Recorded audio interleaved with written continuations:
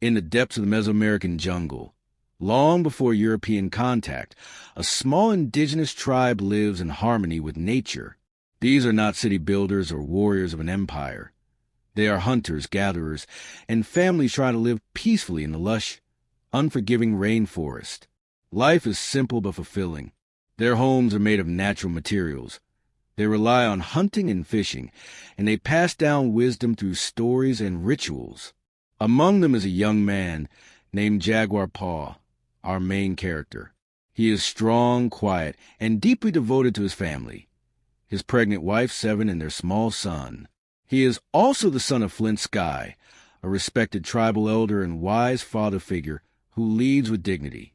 The story begins with a hunt. Jaguar Paw and his fellow tribesmen track a wild tapir deep in the jungle. The tone is light, even humorous. There's camaraderie and laughter as they joke with each other, especially at the expense of Blunted, a kind-hearted but bumbling member of the group who's been struggling with infertility and is constantly teased about his wife. The tapir is eventually captured, killed, and celebrated. Meat will be shared, and life goes on. But just as they prepare to return to the village, they cross paths with a group of wandering, fearful refugees, men, women, and children, walking silently through the jungle. Their eyes are hollow. Something terrible has happened. Jaguar Paw steps forward to ask what's wrong. One of the older men says their village was destroyed. He doesn't explain by who, but the message is clear. Danger is near. This moment plants a seed of unease in Jaguar Paw's heart. That night, around the fire, an elder of the tribe shares a chilling story, a cautionary tale meant to pass on wisdom. He speaks of a hole in the soul of man, a sickness that grows when people become greedy and lose respect for the natural world.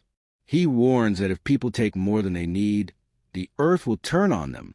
The tribe listens carefully, but they do not yet realize that the story foreshadows the downfall of everything they know. In the stillness of early dawn, the village is jolted awake by chaos. Savage warriors from a distant Mayan city, painted in black, their bodies adorned with skulls and bones, attack without mercy. The raid is fast, brutal, and disorienting. Homes are burned. Elders are slaughtered. Children scream and scatter. Flint Sky fights to protect his family, but is overpowered and murdered before Jaguar Paw's eyes. Amid the horror, Jaguar Paw acts quickly, lowering Seven and their son into a deep pit used for water storage and covering the entrance, promising to return. He is then captured, bound, and beaten along with the other survivors. The invaders have come not for resources, but for people. Their mission is to take healthy bodies back to their city, for sacrifice, for slavery, for sport. What follows is a grueling forced march through the jungle. Jaguar Paw, still bleeding from wounds, limps along with the other prisoners. As they move deeper into foreign territory, the camera reveals the cost of the expanding empire, dying forests stripped of their trees, barren soil, animals disappearing. The civilization the warriors serve is not thriving. It's decaying, desperate for spiritual salvation, and willing to find it in blood. When they finally arrive at the Mayan city, it is a jarring sight. Grand pyramids, enormous crowds, and bustling marketplaces. But behind the glory, there's disease, poverty, and superstition. The peasants are sick and hungry. A young girl, infected with disease, limps through the crowd, prophesying doom. You cannot escape what is to come, she warns the warriors with chilling certainty. She is dismissed as mad, but her words linger like a curse. Jaguar Paw and the other captives are painted blue and led up the massive stone pyramid, where priests conduct human sacrifices in front of thousands. It's a spectacle, a ritual meant to bring rain to a drought-stricken land. Prisoners are laid down, their chests cut open, hearts torn out, and bodies thrown down the steps to cheering crowds. It's shocking, horrifying, and yet treated as completely normal. Jaguar Paw is next. He's restrained. The priest raises the obsidian blade, and then, at that exact moment, the sky darkens. A total solar eclipse. The crowd gasps. The priest, ever the manipulator, declares that the gods are now satisfied. The ceremony ends abruptly, and Jaguar Paw is spared. But this mercy is short-lived. The prisoners are still worthless to the city. So the guards take them outside to play a cruel game. One by one, they're released into a field and hunted like animals. Jaguar Paw is shot with an arrow, pierced with a spear, and left for dead. The soldiers laugh and walk away. But he's not dead. Driven by the memory of his father's death, his wife's pleading eyes, and the promise he made to return, Jaguar Paw rips the spear from his body, cauterizes the wound, and flees into the jungle. This begins a transformation, not just of action, but of identity. He's no longer a hunted man. Now he becomes the hunter. What follows is a breathtaking, relentless pursuit through the dense, unforgiving jungle. The remaining warriors, insulted by his escape, give chase. But they've stepped into Jaguar Paw's domain now. He knows every tree, every vine, every stream. He climbs, swims, hides, sets traps.